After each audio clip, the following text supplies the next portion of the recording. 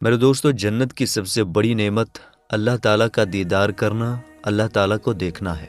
اس بارے میں حضرت صہیب بن سنان رضی اللہ تعالیٰ عنہ روایت کرتے ہیں کہ حضور پاک صلی اللہ تعالیٰ علیہ وآلہ وسلم نے فرمایا، جب جنت والے جنت میں اور جہنم والے جہنم میں چلے جائیں گے تو ایک اعلان کرنے والا پکارے گا، اے جنت والو، بے شک اللہ تعالیٰ نے تم سے جو وعدہ کیا تھا اسے اب پورا کرنا چاہتا ہے۔ جنت والے کہیں گے، وہ کیا ہے؟ کیا اللہ تعالیٰ نے ہمارے ترازو بھاری نہیں کر دیے؟ کیا اس نے ہمارے چہروں کو روشن نہیں کیا؟ کیا اس نے ہمیں جنت میں داخل اور جہنم سے بچا نہیں لیا؟ اب کون سا وعدہ باقی ہے؟ تبھی اچانک پردہ ہٹے گا اور جنت والے اللہ تعالیٰ کا دیدار کریں گے، اللہ تعالیٰ کو دیکھیں گے۔ اللہ کی قسم، ان کے لیے اللہ کا دیدار جنت کی ساری نعمتوں سے بڑھ کر اور سب سے زیادہ پیارا ہوگا۔ ان کی آنکھوں کو اس سے بڑھ کر ٹھنڈک اور سکون کسی اور چیز سے نہ ملے گا۔ دعا ہے کہ اللہ تعالی ہمیں بھی اپنا دیدار کرنے والوں میں شامل فرمائے، آمین۔ میرے دوستو، ہمیں چاہیے کہ اپنے آپ کو ان گناہوں سے بچائیں جو اللہ تعالیٰ کے دیدار سے محروم کر سکتے ہیں۔ یہ جاننا ضروری ہے کہ وہ کون سے گناہ انسان کو اس نعمت سے دور کر سکتے ہیں۔ اس کے لیے ہمیں عالموں سے پوچھنا چاہیے۔ میرے دوستو، اللہ تعالیٰ نے جنت کو اپنے نیک بندوں کے لیے بنایا ہے۔ اس بڑی اور خوبصورت جگہ کو ہماری سوچ بھی پوری طرح سمجھ نہیں سکتی۔ حضرت مغیرہ بن شعبہ رضی اللہ تعالی عنہ سے روایت ہے کہ ہمارے پیارے نبی صلی اللہ تعالی علیہ وآلہ وسلم نے فرمایا، حضرت موسیٰ علیہ السلام نے اللہ تعالیٰ سے پوچھا، جنت میں سب سے نیچے درجے کا جنتی کیسا ہوگا؟ اللہ تعالیٰ نے فرمایا، یہ وہ شخص ہوگا جو جنت والوں کے بعد جنت میں آئے گا۔ اس سے کہا جائے گا، جنت میں جاؤ۔ وہ کہے گا، اے میرے رب، میں کیسے جاؤں؟ سب نے اپنی جگہ اور انعام لے لیے ہیں، میرے لیے کیا بچا ہے؟ اللہ تعالیٰ اس سے فرمائے گا، کیا تجھے یہ پسند ہے کہ دنیا کے سب سے بڑے بادشاہ کی بادشاہت جتنی نعمتیں تجھے عطا کر دوں؟ وہ کہے گا، اے رب، میں اس سے راضی ہوں۔ پھر اللہ تعالیٰ فرمائے گا، تجھے اس جیسی 5 بڑے بادشاہوں کے برابر بادشاہت عطا کر دوں گا۔ پھر اسے 10 گنا زیادہ ملے گا اور ہر وہ چیز دی جائے گی جو اس کی آنکھوں کو خوشی دے اور دل کو سکون۔ وہ کہے گا، اے رب، میں پوری طرح راضی ہو گیا۔ پھر حضرت موسیٰ علیہ السلام نے پوچھا، اے میرے رب، یہ تو ہوا نچلے درجے والا جنتی، اب بتا جنت میں سب سے اونچے درجے والے جنتی کون ہوں گے؟ اللہ تعالیٰ نے فرمایا، یہ وہ لوگ ہیں جنہیں میں نے اپنے لیے چنا ہے، ان کی عزت میں نے اپنے ہاتھوں سے طے کی ہے اور اس پر مہر لگا دی ہے۔ ان کے لیے ایسی نعمتیں تیار کی گئی ہیں جنہیں نہ کسی آنکھ نے دیکھا، نہ کسی کان نے سنا، اور نہ کسی دل میں ان کا خیال آ سکتا ہے۔ سبحان اللہ۔ اللہ تعالیٰ سے دعا ہے کہ وہ ہمیں ان نیک لوگوں میں شامل فرمائے جو جنت کی بلندیوں اور دیدار الہی کا شرف پائیں، آمین۔ میرے دوستو، معلوم ہوا کہ جنت کے الگ الگ درجے ہیں اور ہر ایک شخص کو اس کے اعمال کے مطابق درجہ ملے گا۔ ہمیں چاہیے کہ ہم اپنی زندگی میں زیادہ سے زیادہ نیک اعمال کریں تاکہ ہمارا شمار بھی اونچے درجے کے جنتیوں میں ہو۔ لیکن یاد رکھیں، جنت میں داخلہ صرف اعمال کی بنیاد پر نہیں ہو سکتا، یہ اللہ تعالیٰ کے فضل سے ہی ممکن ہے۔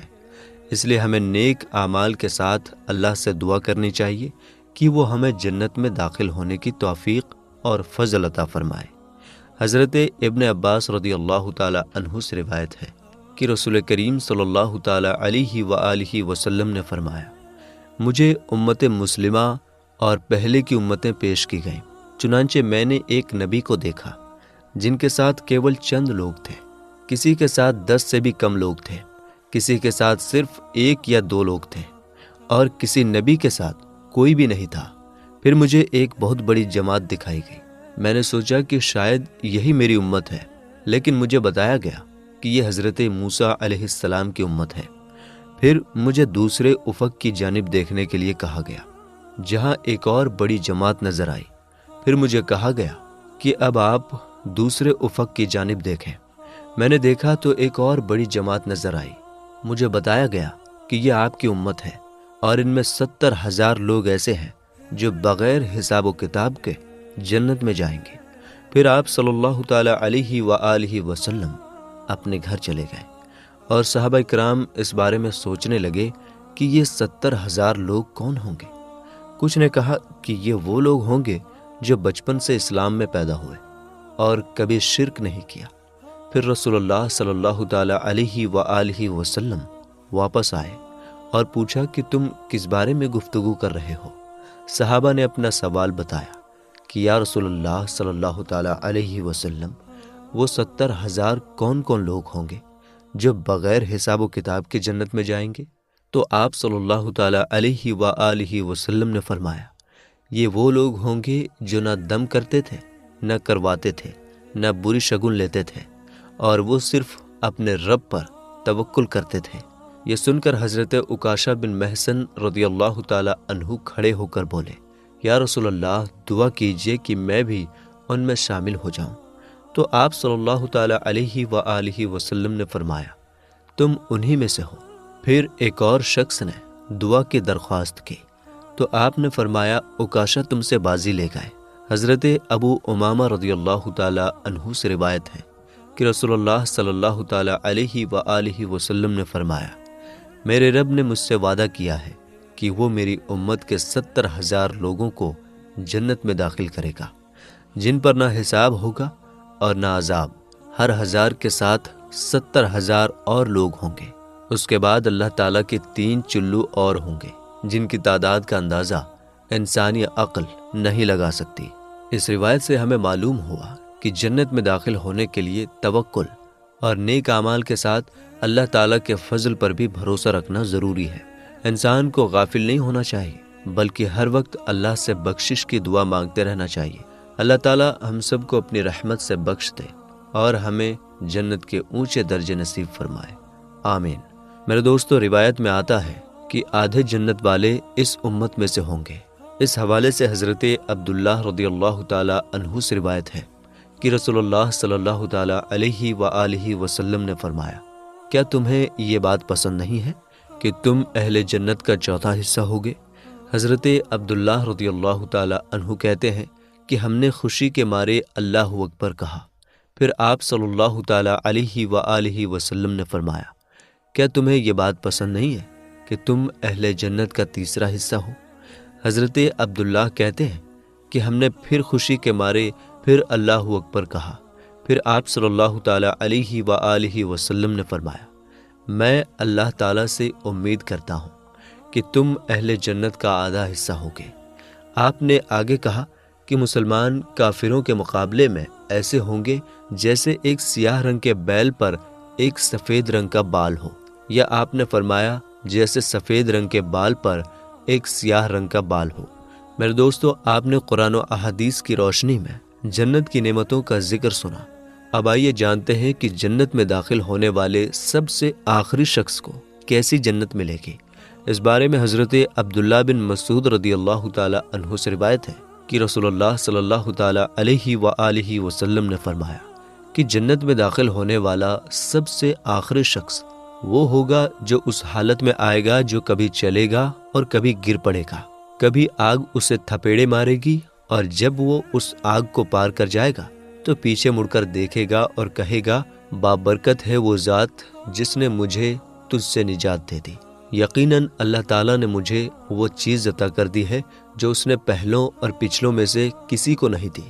پھر ایک درخت اس کے سامنے بلند کیا جائے گا تو وہ کہے گا، اے میرے رب، مجھے اس درخت کے قریب کر دے تاکہ میں اس کے سائے میں چلا جاؤں اور اس کے قریب بہتے ہوئے پانی سے پیاس بجھا سکوں۔ اللہ تعالیٰ کہے گا، اے ابن آدم، اگر میں تیرا یہ سوال پورا کر دوں تو شاید تو پھر کوئی اور سوال بھی کرے گا۔ وہ کہے گا، نہیں اے میرے رب۔ پھر وہ اللہ تعالیٰ سے وعدہ کرے گا کہ وہ کوئی اور سوال نہیں کرے گا۔ اللہ تعالیٰ بھی اسے لاچار سمجھے گا، کیونکہ وہ ایک ایسی چیز کو دیکھ رہا ہوگا جس سے صبر کرنا اس کے بس میں نہیں ہوگا۔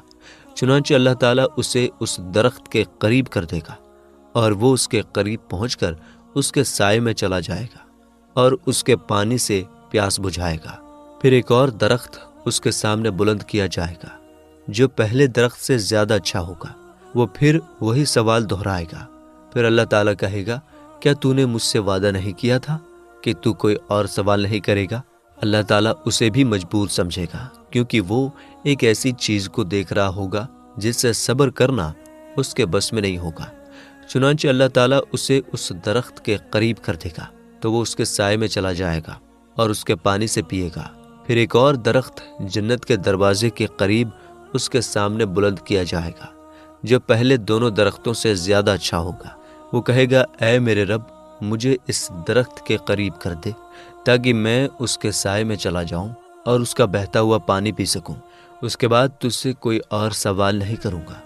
اللہ تعالیٰ کہے گا، اے ابن آدم، کیا تو نے مجھ سے وعدہ نہیں کیا تھا کہ تو کوئی اور سوال نہیں کرے گا؟ وہ کہے گا، کیوں نہیں اے میرے رب، بس یہی سوال پورا کر دے، اس کے بعد کوئی اور سوال نہیں کروں گا۔ اللہ تعالیٰ اسے بھی مجبور اور لاچار سمجھے گا، کیونکہ وہ ایک ایسی چیز کو دیکھ رہا ہوگا جس سے صبر کرنا اس کے بس میں نہیں ہوگا۔ چنانچہ وہ اسے اس درخت کے قریب کر دے گا اور وہ اس کے قریب پہنچ کر جنت والوں کی آوازیں سنے گا۔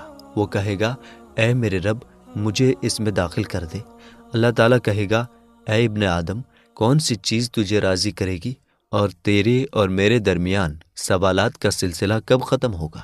کیا تو اس بات پر راضی ہو جائے گا کہ میں تجھے دنیا اور اس جیسی ایک اور دنیا دے دوں؟